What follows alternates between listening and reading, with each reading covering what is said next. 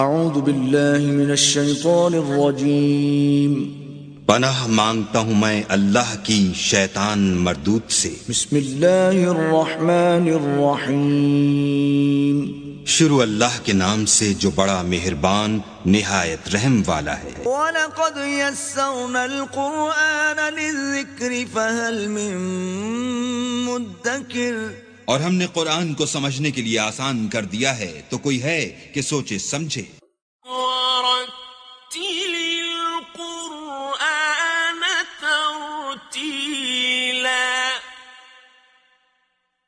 بس آپ قرآن کو ٹھہر ٹھہر کر پڑھا کریں۔ اللہم صلی علی سیدنا محمد وعلی آل سیدنا محمد بعدد کل ذرۃ مئۃ الف الف مرۃ۔ سامعین و ناظرین اکرام، السلام علیکم ورحمۃ اللہ وبرکاتہ۔ سامعین اکرام، سورہ ہود آیت نمبر 50۔ آج کے درس کے 4 موضوعات اہم ہیں۔ پہلا یہ ہے کہ بندگی یا عبادت ضرورت ہے یا مقصد۔ دوسرا، صراط مستقیم کی انتہا کیا ہے۔ تیسرا، کیا اللہ تعالیٰ کا حکم ماننا ضروری ہے۔ چوتھا، بندگی کا حاصل کیا ہے۔ اس کے ساتھ ہی سامعین اکرام، آج کے درس کا آغاز کرتے ہیں۔ سب سے پہلے تلاوت اور ترجمہ ہوگا گزشتہ، اس کے بعد اگلا درس سنیں گے۔ وَنَادَى نُوحٌ رَبَّهُ فَقَالَ رَبِّ إِنَّ ابْنِي مِنْ أَهْلِي وَإِنَّ وَعْدَكَ الْحَقُّ وَأَنْتَ أَحْكَمُ الْحَاكِمِينَ۔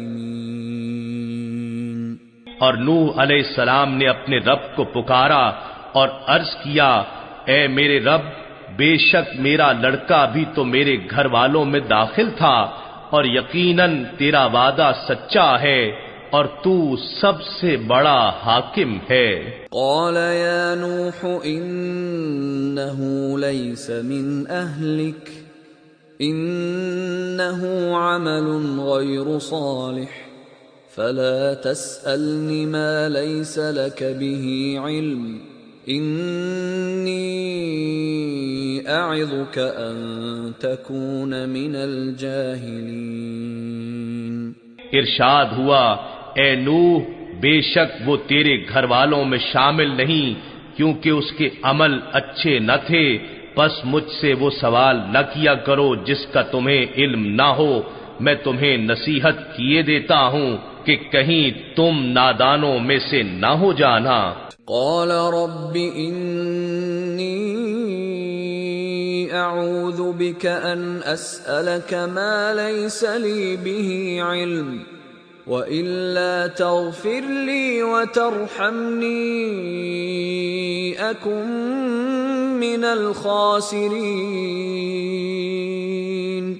نوح علیہ السلام نے عرض کیا، اے میرے رب، میں اس بات سے تیری پناہ چاہتا ہوں کہ تجھ سے وہ سوال کروں جس کا مجھے کچھ علم نہ ہو، اور اگر تو مجھے نہ بخشے گا اور مجھ پر رحم نہ فرمائے گا تو میں نقصان اٹھانے والوں میں سے ہو جاؤں گا۔ قیل یا نوح اہبط بسلام منا وبرکات علیک وعلی ممن معک وَأُمَمٌ سَنُمَتِّعُهُمْ ثُمَّ يَمَسُّهُم مِّنَّا عَذَابٌ أَلِيمٌ۔ فرمایا گیا، اے نوح، ہماری طرف سے سلامتی اور برکتوں کے ساتھ کشتی سے اتر جاؤ جو تم پر ہیں اور ان طبقات پر ہیں جو تمہارے ساتھ ہیں، اور آئندہ پھر کچھ طبقے ایسے بھی ہوں گے جنہیں ہم دنیاوی نعمتوں سے بہرہ یاب فرمائیں گے، پھر انہیں ہماری طرف سے دردناک عذاب آ پہنچے گا۔ تِلْكَ مِنْ أَنْبَاءِ الْغَيْبِ نُوحِيهَا إِلَيْكَ مَا كُنْتَ كنت تعلمها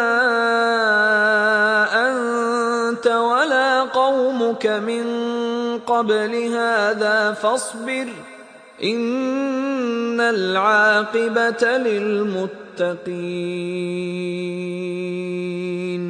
یہ بیان ان غیب کی خبروں میں سے ہے جو ہم آپ کی طرف وحی کرتے ہیں، اس سے قبل نہ آپ انہیں جانتے تھے اور نہ آپ کی قوم، پس آپ صبر کریں، بے شک بہتر انجام پرہیزگاروں ہی کے لیے ہے۔ سامعین اکرام، سورہ ہود آیت نمبر 50، لفظی ترجمہ وَإِلَىٰ عَادٍ أَخَاهُمْ هُودًا، اور قوم عاد کی طرف ان کے بھائی ہود علیہ السلام کو میں نے بھجوایا۔ قال، کہا، یا قوم اعبدوا اللہ، اے میری قوم بندگی کرو اللہ کی، ما لکم من الہ غیرہ، کیوں کہ اللہ کے سوا تمہارا کوئی معبود نہیں، ان انتم الا مفترون، جو تم نے معبود بنائے رکھے ہیں وہ تم نے گھڑ لیے ہیں، ان انتم الا مفترون، یہ تم نے گھڑے ہوئے ہیں۔ سامعین اکرام، سورہ ہود کے جو نام ہے ہود، یہ ان کا واقعہ ہے، اور اللہ تعالیٰ ان کا تذکرہ کرتے ہوئے کہتے ہیں، جو پہلے پیغمبر تھے وہ حضرت نوح علیہ السلام کا تذکرہ کیا تھا، اب دوسرا قوم عاد کا تذکرہ ہو رہا ہے، اور اللہ تعالیٰ فرما رہا ہے کہ میں نے ان کے بھائی ہود کو ان کی طرف رسول بھجوا کے بھیجا، رسول بنا کے بھیجا، تو انہوں نے قوم کو جو پہلی بات کہی، سامعین کرام تھوڑی سی اگر آپ توجہ کر لیں میری بات کی طرف اور قرآن کی ٹیکسٹ کی طرف، پہلا مطالبہ بندگی کا تھا، یا قوم اعبدوا اللہ ما لکم من الہ غیرہ، کیونکہ اللہ کے سوا کوئی معبود نہیں ہے تمہارا۔ تو اگر آپ دیکھیں نا تو ایک تو میں آپ کو مماثلت بتاتا ہوں، یہی الفاظ جو ہیں نوح علیہ السلام نے اپنی قوم کو کہے، یہی الفاظ جو ہیں اس سورت کے شروع میں حضور صلی اللہ علیہ وسلم اپنی قوم کو کہہ رہے ہیں، اللہ تعبدوا الا اللہ، کہ اللہ کے سوا تم کسی کی بندگی نہ کرو۔ یہاں اگر آپ دیکھیں تو سوائے بندگی کے اور کوئی مطالبہ نہیں ہے،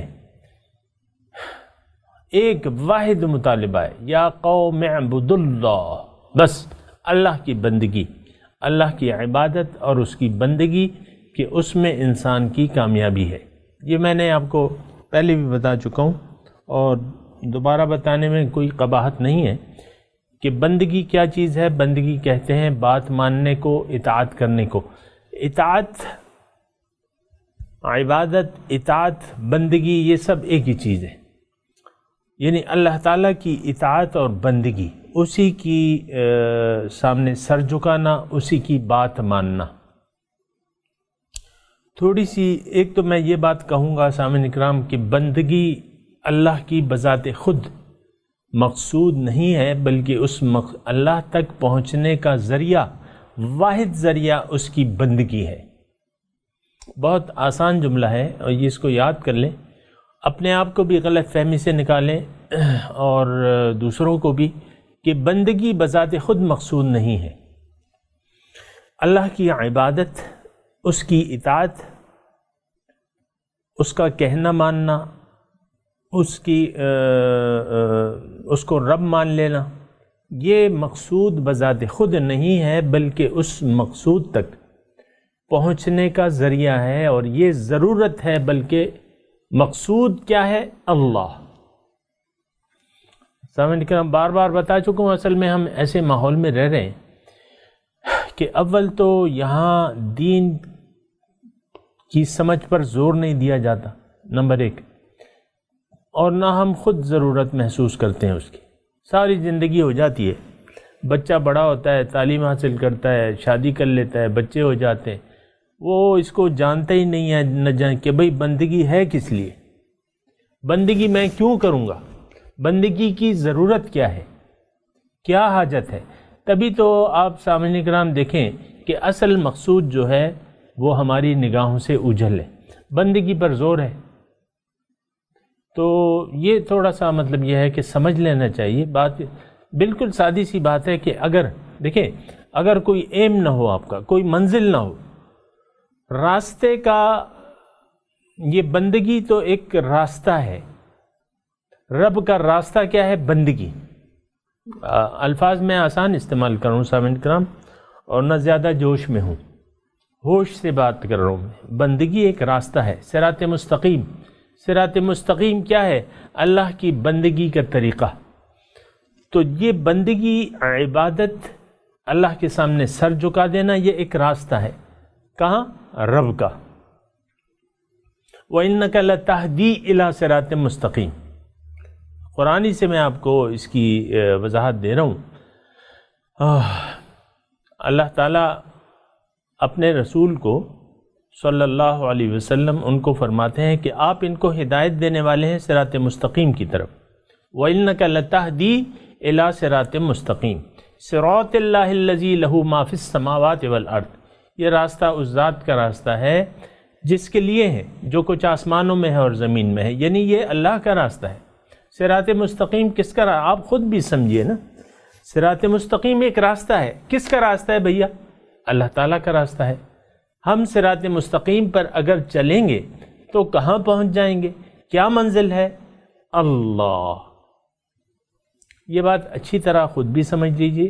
اصل میں ایک بات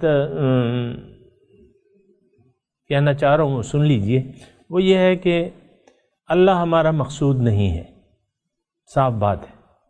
ہمیں تو دنیا چاہیے، دنیا کی سہولتیں چاہیے، گھر چاہیے، پیسہ چاہیے، شادی چاہیے، اولاد چاہیے، اور بس یہ اچھا رہن سہن ہو جائے، کھانا پینا اچھا ہو جائے تو بس ہم بے فکر رہیں، ہم خوش ہیں۔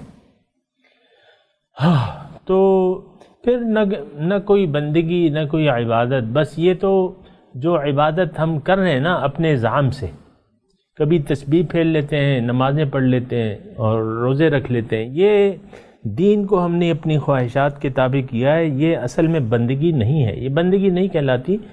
بندگی تو یہ ہے کہ آپ اپنی جو اللہ تعالیٰ نے آپ کو اختیار دیا ہے۔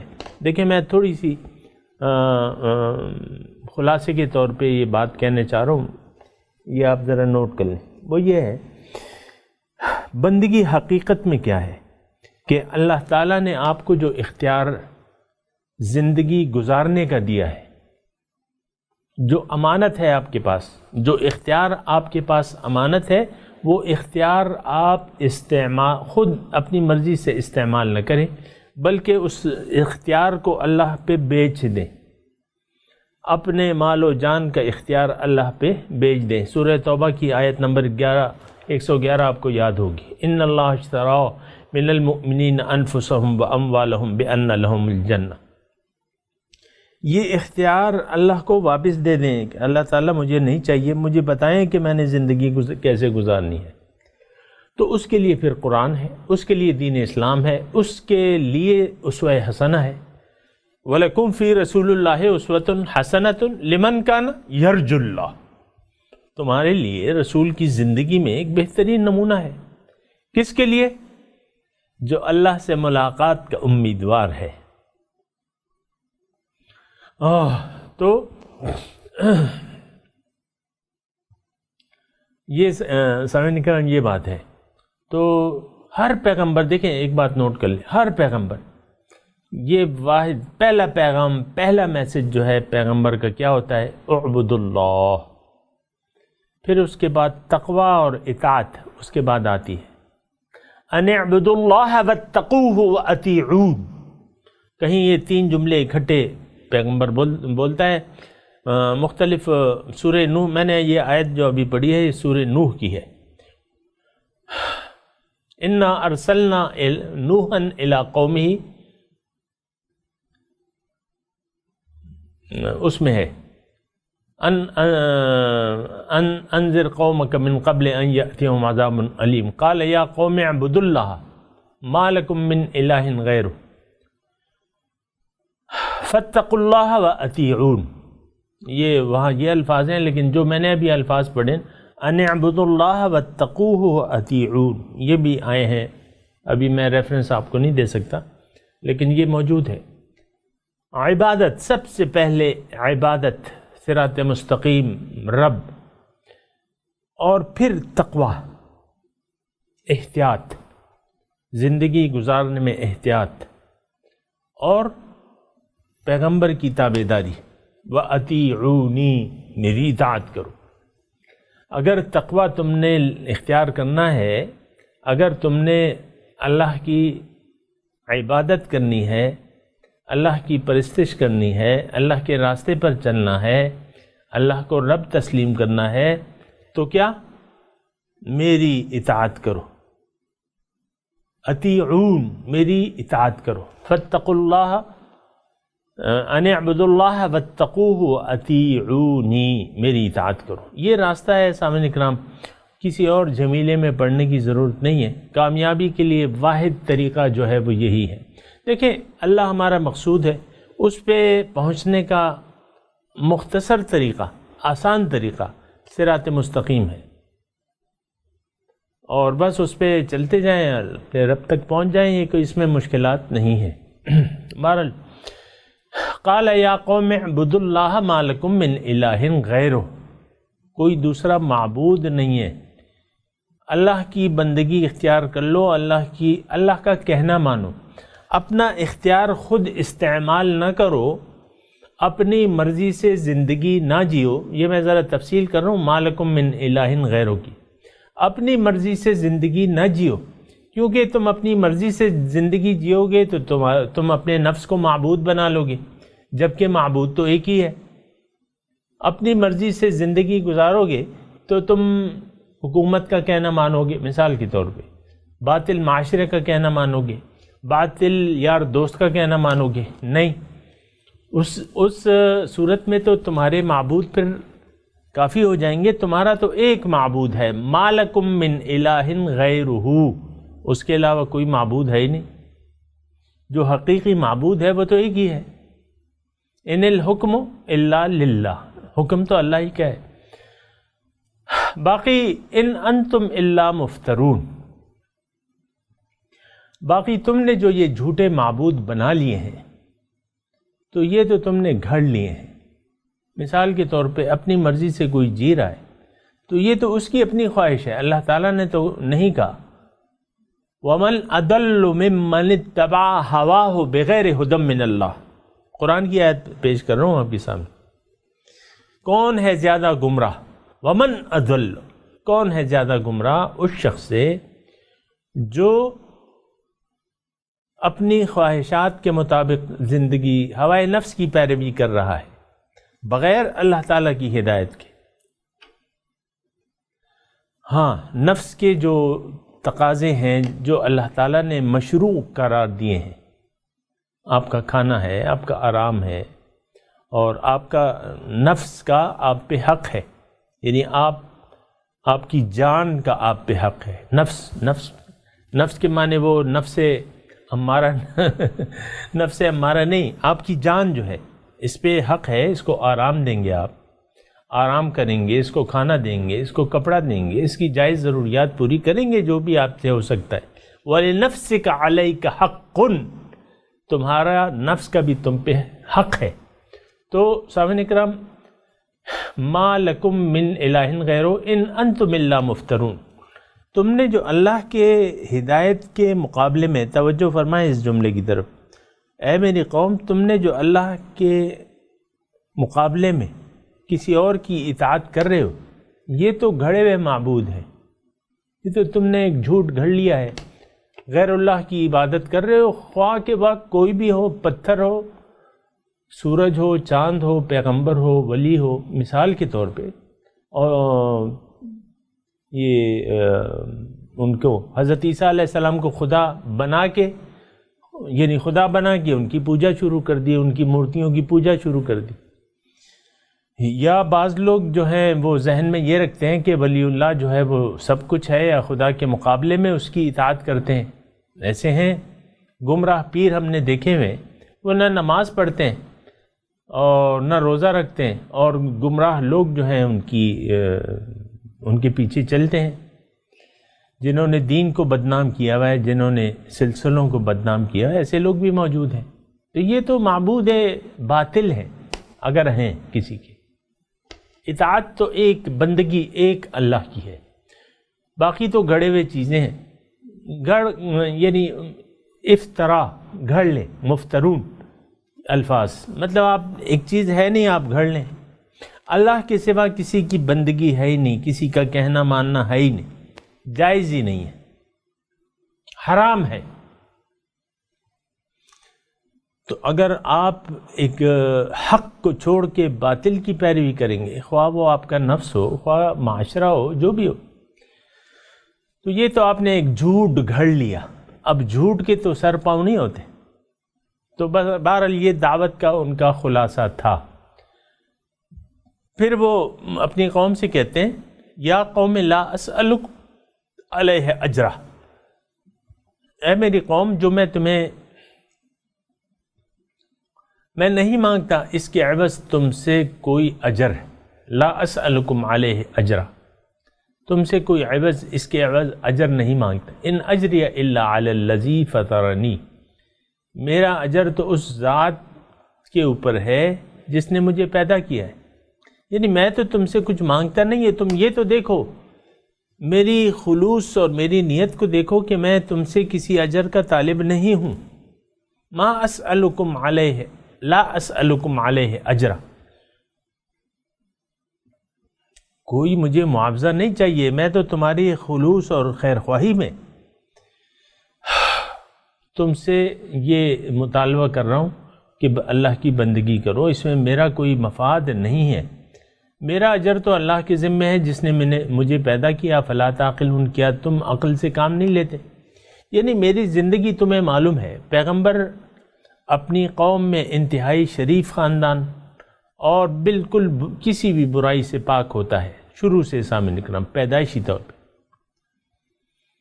اور پیغمبر تو پیدائشی نبی ہوتا ہے، لیکن نبوت کا ظہور ہوتا ہے اس کا۔ یہ نہیں کہ نبوت انسان مطلب بعد میں نبوت، نہیں، یہ تو سارے اللہ تعالیٰ کے چنیدہ بندے ہیں جو پیغمبران ہیں، یہ چنیدہ بندے ہیں، ان کے متعلق فیصلہ ہو چکا ہے۔ تو یہ اپنی جو ابتدائی زندگی ہے تو یہ بڑی صاف ستھری زندگی گزارتے ہیں۔ تو ظاہر ہے کہ ایک اچھے انسان کی باتوں کا اثر لینا چاہیے۔ افلا تعقلون، کیا تم دیکھو، میں تم سے کوئی معاوضہ بھی نہیں طلب کرتا، اور تم میں، یعنی یہ مضمون اس میں موجود ہے، کہہ تو نہیں رہے میں نے کبھی جھوٹ نہیں بولا،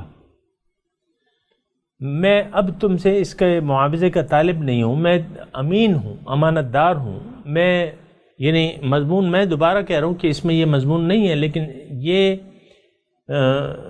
ما بین السطور یہ مضمون موجود ہے کہ پیغمبر اپنی طرف متوجہ کر رہے ہیں کہ دیکھو، میں تو بلا غرض و غایت تمہاری خدمت کر رہا ہوں، تمہیں دوزخ کے عذاب سے نجات دینے کے لیے آیا ہوں، اور اس کی واحد ذریعہ یہ ہے کہ تم اللہ کی بندگی شروع کر دو، اللہ کو مقصود بنا کے اللہ کی بندگی شروع کر دو۔ تو عقل سے کام لو تم۔ اور پھر انہوں نے کیا کہا، یا قوم، اور اے میری قوم، استغفروا ربکم ثم توبوا الیہ، اپنے رب سے معافی مانگو۔ پہلے لفظی ترجمہ سن لیں، وَيَا قَوْمِ، اے میری قوم، استغفروا ربکم، معافی مانگو اپنے رب سے، ثم توبوا الیہ، پھر اس کی طرف پلٹ آؤ، رجوع کر لو۔ یرسل السماء علیکم مدرارا،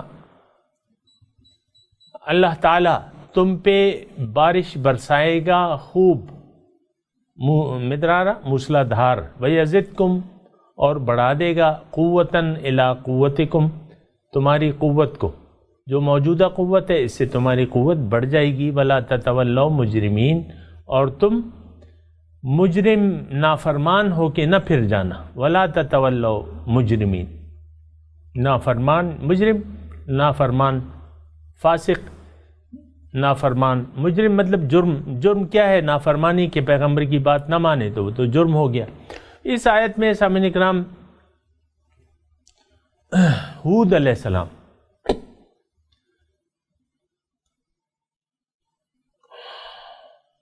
السلام اپنی قوم کو دعوت قبول کرنے کے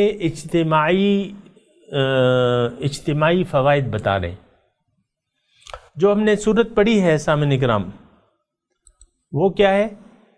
اس میں سورت کے ابتدا میں مطالبہ یہی تھا ان اللہ تعبدوا الا اللہ، لیکن اس میں انفرادی فوائد گنوائے تھے.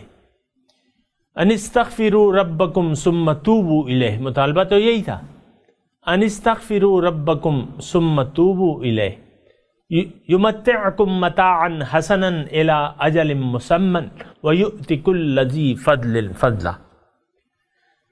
اللہ تعالیٰ فرماتا ہے وہ اس میں انفرادی فوائد ہیں، اس کی میں نے تفصیل بیان کری، صرف لفظی ترجمہ سن لیں. یمتعکم تمہیں فائدہ دے گا ایک مدت تک، بہت اچھا فائدہ، یعنی تمہاری زندگی بہت اچھی گزرے گی، اور ہر صاحب فضیلت کو اس کی فضیلت اللہ تعالیٰ عطا کرے گا. اور اس میں کیا کہہ رہے ہیں؟ اس میں اجتماعی قومی مفاد اور فائدہ بتا رہے ہیں. مطالبہ کیا ہے؟ استغفروا ربکم ثم توبوا الیہ، معافی مانگو اپنے رب سے. وہی مطالبہ ہے جو سورت کے ابتدا میں تھا، استغفروا ربکم ثم توبوا الیہ، اور وہی الفاظ ہیں یہاں بھی، استغفروا ربکم ثم، رب سے معافی مانگو. اس کی میں نے آپ کو تشریح کی بھی تھی، ابھی میرے پاس ٹائم کم ہے، لیکن یہ ہے کہ پھر دوسرے جو پیغمبر یہی الفاظ کہیں گے اس وقت دوبارہ تشریح کر دوں گا. تو اجتماعی فائدہ کیا ہے؟ یرسل السماء علیکم مدرارا، ان زمانے میں نہری نظام کہاں ہوتا تھا؟ بارش کی مرہون منتی فضلے. تو اللہ تعالیٰ کے رسول فرماتے ہیں کہ تم پہ موسلا دھار بارش ہوگی، یعنی تمہاری سرسبزی بڑھ جائے گی، تم یعنی خوب فصل ہوگی تمہاری. جب بارش خوب ہوتی ہے تو فصل بھی خوب ہوتی ہے. وَيَزِدْكُمْ قُوَّةً إِلَىٰ قُوَّتِكُمْ، جو بھی موجودہ ان کی قوت تھی. اللہ کے رسول اجتماعی فائدہ بتا رہے ہیں کہ تمہاری قوت اور بھی بڑھ جائے گی، اور تم میری بات کو سے انکار نہ کرو. سامعین کرام میں تلاوت کرتا ہوں، آپ میرے ساتھ دہرائیے. اعوذ باللہ من الشیطان الرجیم، بآواز بلند پڑھیے. بسم اللہ الرحمن الرحیم. وَإِلَىٰ عَادٍ أَخَاهُمْ هُودًا قَالَ يَا قَوْمِ اعْبُدُوا اللَّهَ مَا لَكُم مِّنْ إِلَٰهٍ غَيْرُهُ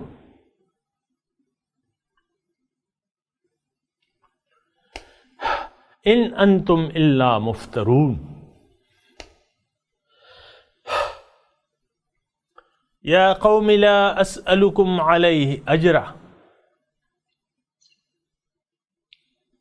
إِنْ أَجْرِيَ إِلَّا عَلَى الَّذِي فَطَرَنِي أَفَلَا تَعْقِلُونَ. يَا قَوْمِ اسْتَغْفِرُوا رَبَّكُمْ ثُمَّ تُوبُوا إِلَيْهِ يُرْسِلِ السَّمَاءَ عَلَيْكُمْ مِدْرَارًا وَيَزِدْكُمْ قُوَّةً إِلَىٰ قُوَّتِكُمْ وَلَا تَتَوَلَّوْا مُجْرِمِينَ. ترجمہ سنا دیجئے. وَإِلَىٰ عَادٍ أَخَاهُمْ هُودًا،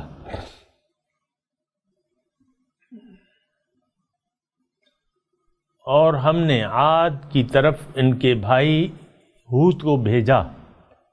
قال یا قوم اعبدوا اللہ،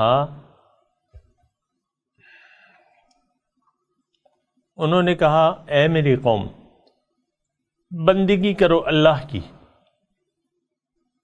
ما لکم من الہ غیرہ، کیونکہ اللہ کے سوا تمہارا کوئی معبود نہیں ہے. ان انتم الا مفترون، تم سب جھوٹ کہتے ہو۔ یا قوم لا اسألکم علیہ اجرا،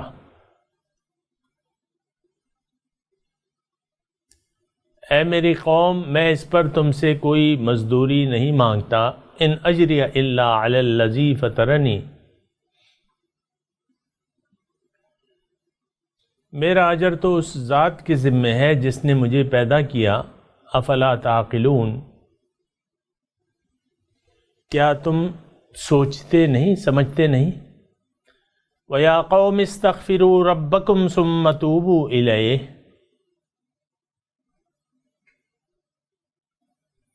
اے میری قوم معافی مانگو اپنے رب سے اور پھر اس کی طرف متوجہ ہو جاؤ، پلٹ آؤ۔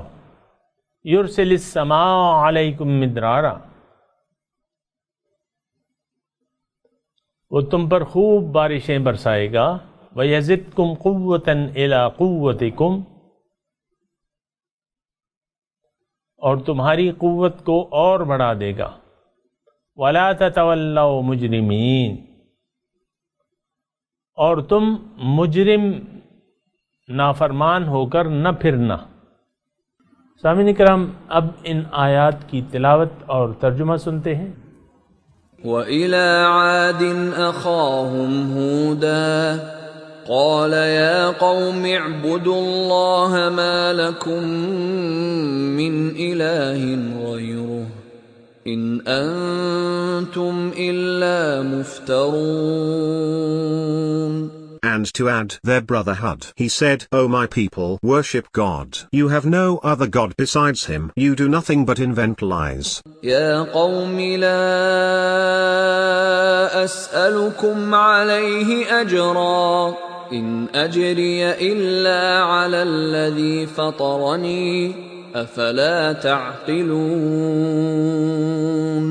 O my people, I ask you no wage for it. My wage lies with him who originated me. Do you not understand? وَيَا قَوْمِ اسْتَغْفِرُوا رَبَّكُمْ ثُمَّ تُوبُوا إِلَيْهِ يُرْسِلِ